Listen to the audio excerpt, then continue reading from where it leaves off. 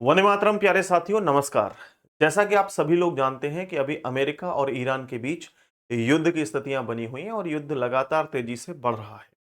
इस बीच एक खबर सामने आई है। बताया जा रहा है कि इन दोनों देशों के बीच जो युद्ध हो रहा है, इसको रुकवाने का काम करेगा पाकिस्तान। यानी इन दोनों देशों के बीच मीडिएटर बनने का काम पाकिस्तान करेगा। भारत का नाम इसमें कहीं से कहीं तक नहीं है। तो ये खबर बहुत तेजी से चल रही है। लोग जानना चाहते हैं कि भारत का नाम क्यों नहीं है और क्यों पाकिस्तान मीडिएटर बना हुआ है। इन सभी बातों को मैं आपको यहाँ समझाने वाला हूँ। हालांकि डोनाल्ड ट्रंप ने कल एक अनाउंसमेंट किया था कि इस युद्ध को आने वाले 5 दिन के लिए रोका जा रहा है। और आप ये भी जानते हैं कि भारत का नाम इसमें बिल्कुल कहीं से कहीं तक नहीं आ रहा है। जबकि अगर मैं भारत की बात करूं तो अमेरिका और भारत बताए जाते हैं कि दोनों अच्छे दोस्त हैं।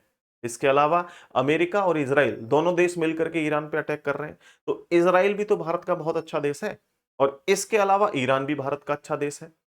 इतना ही नहीं, यूएई के जो दूत हैं, एक दूत हैं, उनका बयान आया है। उन्होंने कहा है कि भारत आगे क्यों नहीं आ रहा है।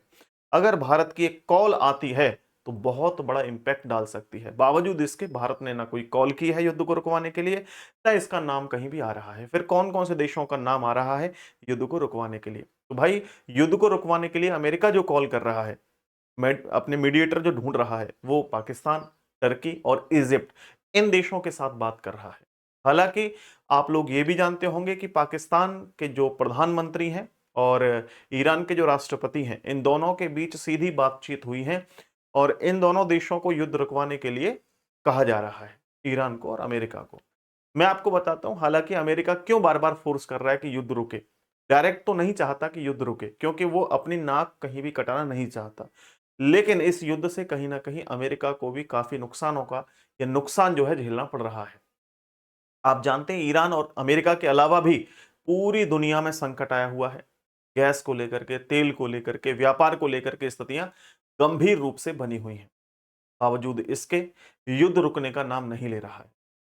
क्योंकि मैं आपको बता दूं कि यहां सबसे पहली बात यह सामने निकल के आई है कि भाई, पाकिस्तान का ही नाम क्यों आ रहा है बार बार सामने। तो मैं आपको बताता हूं कि अमेरिका की मेहरबानी है पाकिस्तान के ऊपर, शहबाज शरीफ के ऊपर, आर्मी चीफ आसिम मुनीर के ऊपर।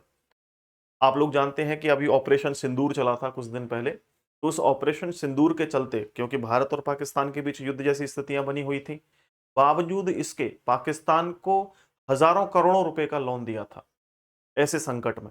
और खूब पता था उसको कि ये आतंकवादियों के लिए दिया जा रहा है, फिर भी जो है उस समय लोन अप्रूव किया था। तो मैं ये कह सकता हूं, ट्रंप सीधी सीधी जो है मेहरबानी है पाकिस्तान के ऊपर। इतना ही नहीं, शहबाज शरीफ हो, आर्मी चीफ आसिम मुनीर हो, इन पर बहुत अच्छे से जो है मेहरबान है। इसका एक बहुत बड़ा कारण है।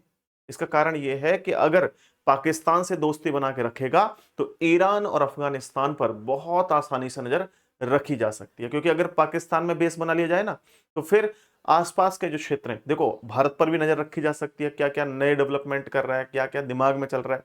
और इसके अलावा वो पाकिस्तान की तो अपना भी अस्तित्व है नहीं कि भैया कुछ भी हो उसके साथ। तो जो भी बेस बनाना चाहे बना ले, वो मना नहीं करता। ना चीन से मना करेगा, ना इसराइल से मना करेगा, किसी से मना नहीं करता है। फिलहाल अमेरिका को जो है खुली छूट दे दी है, भाई आओ बेस बनाओ, कोई बात नहीं, ईरान और अफगानिस्तान पे खूब नजर रखो। तो इसलिए भी जो है कहीं ना कहीं इसको आगे किया जा रहा है।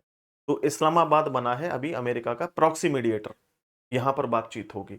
इस बीच मैं आपको एक और बात बता दूं कि पाकिस्तान का एक और बड़ा बयान सामने आया है।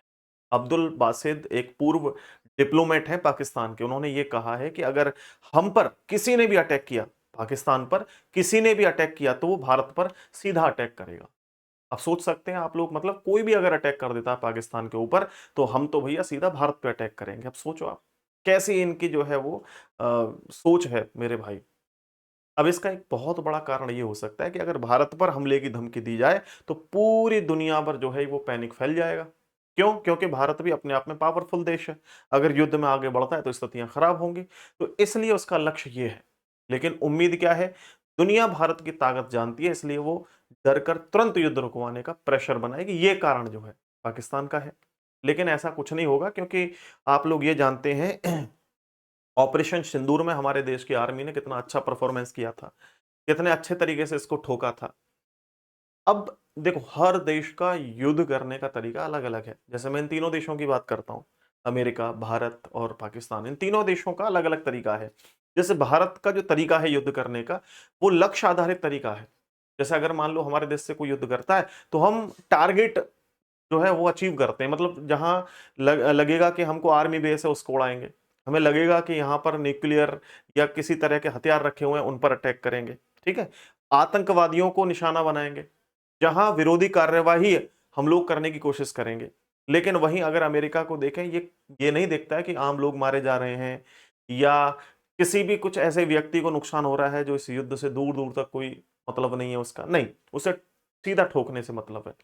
वो सीधा ठोकने पर यानी पूरी सिचुएशन को, पूरे शासन को खत्म करने की कोशिश करता है और प्रेशर बनाता है कि जो मैं चाहता हूं वो करूं। अमेरिका की ये रणनीति रहती है। पाकिस्तान की रणनीति ये है कि खुद आगे तो आएगा नहीं युद्ध में, तो खुद आगे नहीं आ सकता, या तो दूसरों को जो है आगे बढ़ाएगा पीठ पे हाथ रख के, या फिर वो ह्यूमन बम का काम करेगा, सीधे जाओ आतंकवादी घुस जाओ, इसमें इतने घुस जाओ, इसमें इतने घुस जाओ।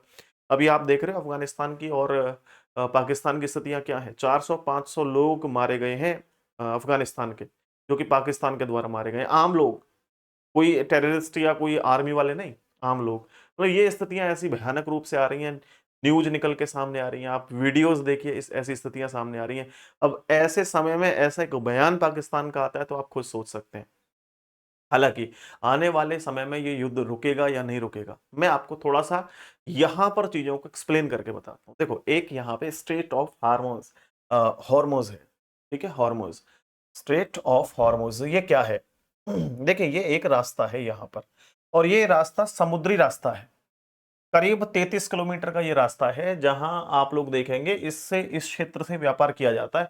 पानी के जो जहाज होते हैं, गैस लेकर के जाएं, फिर चाहे वो तेल लेकर के जाएं या कुछ और लेकर के जाएं, वो यहीं से जाते हैं। तो ये पता है क्या बताया जाता है? ये बताया जाता है कि भाई ये न्यूक्लियर हथियार है ईरान का, यानी अगर इस पे कब्जा कर लिया जाता है तो अर्थव्यवस्था जो है की सांसें फूलने लगती हैं, उसकी सांसें अटक जाती हैं।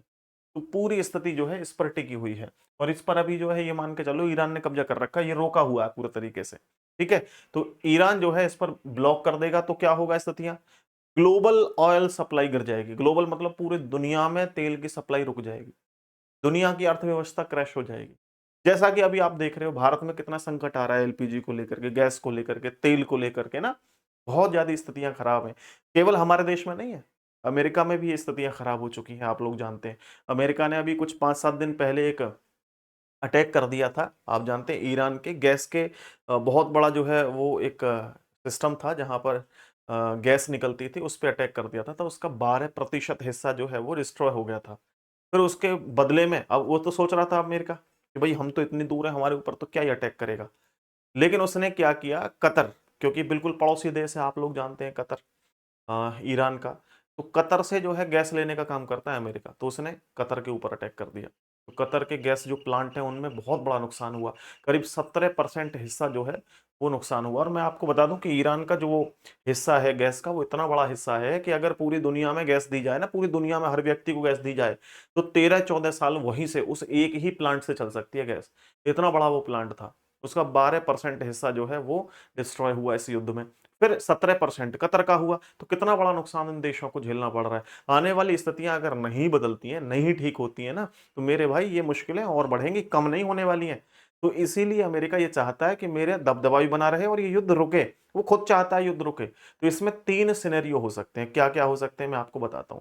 पहला, एक बेस्ट केस हो सकता है, हमला रुकेगा, ट्रेड खुलेंगे आपस में, तो ईरान को इससे फायदा होगा। क्योंकि अभी जो ये मीटिंग होने वाली है, हालांकि इसकी सच्चाई कुछ सामने ऐसी नहीं आई है नजर कि भाई ऐसा होगा ही होगा, पाकिस्तान में ही मीटिंग होगी। अब होगी तो मैं आपको जरूर बताऊंगा। तो पहला तो ये रास्ता है कि भैया हमला रुक जाए पूरे तरीके से, ठीक है, दोनों जो अमेरिका और इसराइल ईरान के ऊपर अटैक कर रहे हैं, तो ये रुकें और ईरान भी रुक जाए, ठीक है। ट्रेड खुलेंगे तो ये जो स्ट्रेट ऑफ हॉर्मूज है ये भाई खुल जाएगा, तो आराम से नुकसान जो हो रहे हैं वो नुकसान नहीं होंगे, ठीक है। तो इससे ईरान को डेफिनेटली फायदा होगा। दूसरा, जो सबसे मिड केस मुझे लगता है कि ये शायद ये चीजें चलती रहेंगी, तो छोटी मोटी प्रॉक्सी वॉर चलते रहेंगे। युद्ध अगर रुक भी जाता है ना, तो पूरे तरीके से तो रुकेगा नहीं, थोड़े बहुत जो प्रॉक्सी वार हैं वो चलते रहेंगे। और जो एक तरीके से हम कह सकते हैं साइबर अटैक्स, ये चलते रहेंगे। ऑयल जो प्रोसेस है वो ऊपर नीचे होता रहेगा।